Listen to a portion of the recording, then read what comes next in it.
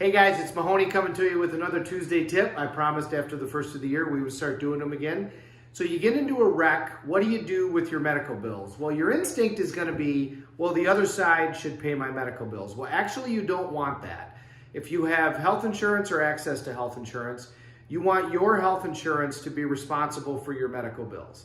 That'll give you more control and should put more money in your pocket at the end of the entire event. But let me tell you a little bit why and a little bit more information. First of all, every vehicle will have a MedPay portion on the vehicle. So what does that mean? Well, when you buy an insurance policy on a car, you're actually buying a series of insurance policies wrapped up into one contract. You have a liability policy, so if you cause a wreck, it protects the other person, protects your individual assets for the lawsuit from the other person. You have an uninsured, underinsured policy, which is if somebody hits you and it's their fault and they don't have insurance or sufficient insurance. You have a policy potentially to cover the vehicle, your vehicle, if you have full coverage. You also have a policy to cover the other vehicle's property damage. But then there's also a MedPay portion of the policy, and the MedPay portion covers any medical expenses associated to that vehicle, no matter how they're incurred. And usually that portion's a smaller amount, $5,000, $10,000. I've talked about this on prior Tuesday tips, and I know some people posted country companies and country general casualty used to have $50,000 med pays. Dave Volkema, I think last time, and I'll hashtag you, Dave, on this, told me about a policy that was a $50,000. If you can get something like that, that's a great policy, and you should get it. Now, why do you want your own health insurance to pay the bills? Well, whatever medical bills that you have, however they get paid or don't get paid, they can get reimbursed out of the proceeds from the settlement of the case. And this gets a little complicated, but let's figure it this way. If the medical bills aren't paid, then the providers get to put a lien in your file from which they get to get paid out of the proceeds of the settlement. If health insurance pays the medical bills, then they put a lien. If there's a combination, then you have more than one lien. If the MedPay pays from either the other driver or from your policy, they also get a lien and they get to get reimbursed. Now, if your medical bills aren't that significant, then it's not going to be that big a deal. Where you run into a problem is where your medical bills are significant. Let's say you got badly injured in a wreck, and the policy limits were only $25,000, $50,000, or $100,000, and you've got $300,000 worth of medical bills. Okay, so let's take that situation. Let's take you're on a motorcycle, car pulls out in front of you, you get injured, you've got $25,000 on your motorcycle, the other car's only got $25,000, and you've got $300,000 worth of medical bills. Okay, now the problem is there isn't enough money to go around. Now, if your health insurance pays for all of those medical bills, number one, they're not going to pay $300,000. And I'll let you in on something else that you might not know. Hospitals bill different amounts for the exact same procedure, depending upon the level of insurance that you have or don't have. So let's say that you've got a potential rotator cuff. That's a very common injury in a car wreck. When you get T-boned, person puts their arm up and they get a rotator cuff tear. So you get an MRI of the rotator cuff. Now, Medicare, Medicaid, state of Illinois, all of those will pay around $800, $850 for that test. If you have health insurance, like let's say Blue Cross Blue Shield, they're going to pay anywhere from $1,800 to $2,400-ish for that test based upon the contract that they have with that individual care provider. Their contract allows for certain discounts. And it's going to vary depending upon the location. It's going to be different in Freeport, Illinois than it's going to be in Schaumburg, but it's going to be considerably less than what the private pay is.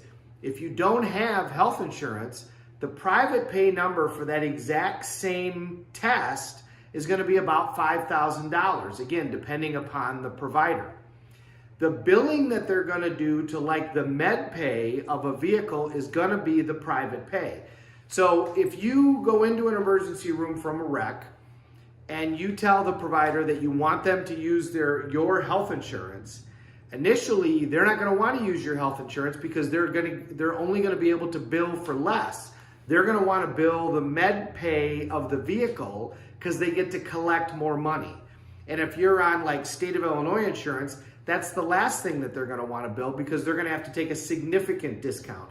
Same with Medicare. That's the reason that they make older people go through all these tests before they do the real test that actually tells them something, because that real test they're going to have to do at such a huge discount. So let's say you need a certain MRI for your hip. The small healthcare providers will have a number of those tests that they will allow in a given 30-day period of time. And if they've already done those tests, then they will move that individual to the next month to get that test, because they're only going to do so many Medicare MRIs within a period of days because that's what their budget allows, if you see what I'm saying. So you get in this wreck and you've got all these medical bills. If you can bill your health insurance, then not only will those medical bills be paid at a discount, but under the state of Illinois, there's a percentage cap that any lien holder can take. It's 40% total. That's the amount that a lien holder can take. So let's say that the total settlement is $100,000. The most the lien holders can take is 40% of that number. And if your healthcare provider is Blue Cross Blue Shield or the state of Illinois, then they'll be capped at $40,000, and you'll be able to actually put some money in your pocket to cover your out-of-pocket expenses, to cover your lost wages and your pain and suffering. That's not the case in Wisconsin, by the way. In Wisconsin, they can take all of it and you get nothing. And one of the other problems that you can run into is the state of Illinois' law is a state law, but there's a federal law called ERISA, and an ERISA plan is a self-funded health insurance plan. If your health insurance plan is an ERISA plan, which Blue Cross Blue Shield is one of those, potentially, but a lot of like union health insurance plans. So if you're in the Carpenters Union, that is an ERISA plan. They can demand that their entire amount that they pay be paid in full, and you can end up with nothing. So it gets complicated. That's why especially the more you're injured, getting a lawyer involved in the very beginning is very beneficial. The worst of all scenarios is that the providers put the liens in the file and they don't bill anybody.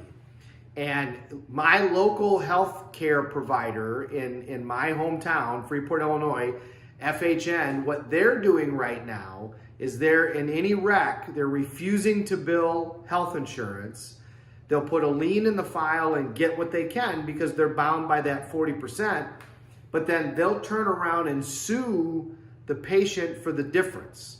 So like, let's say my scenario where the person had $200,000 in medical bills and there was $25,000 that was available in the liability. What FHN would do in that situation is refuse to bill their health insurance, refuse to bill the state of Illinois health insurance if that's what that person had. They would get their 40% of the $25,000 that they could get, and then they'll turn around and sue the individual and force them into bankruptcy. It's a terrible practice, but in Wisconsin, they got used to doing that because they're entitled to get all their money back. All of this means the more you're injured, the quicker that you want to get to a lawyer. But if you go in, you want to try to get them to bill your health insurance right from the beginning. So if you're in some type of accident, if you slip and fall at a restaurant, if you slip and fall outside somebody's businesses, those are cases that are not clear-cut cases where the other side is going to pay. I don't care if the restaurant owner says that I'll pay. I don't care if the owner of the business says that I'll pay, because it won't be up to them. It's going to be up to the insurance company. When you go into the emergency room, don't tell them that the other business owner said that they were going to pay, because then they won't bill your insurance and you could end up stuck with the bills and they could be significant. Instead, just say, I fell and I'm injured, and don't say anything else, and here's my health insurance, and let them bill your health insurance. That'll give you a lot more options at the end and should put more money in your pocket at the end of the day.